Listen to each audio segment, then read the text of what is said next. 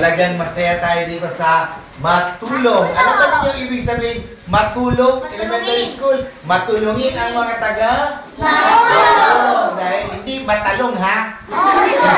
Matalong. Ibig naman ang matalong sa matulong.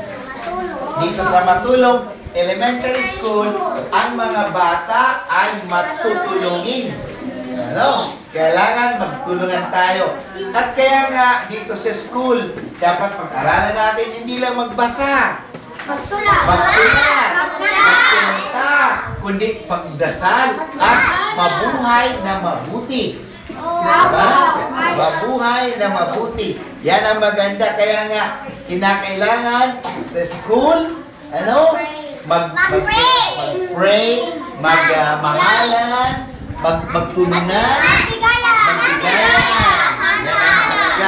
Dahil sa school, sabi ko nga, hindi lang tayo tinuturuan magbasa, magkwenta, magsulat, kundi kung paano tayo mabuhay na mabuting tao. Okay? So, salamat sa inyong lahat, ha? Okay, thank you.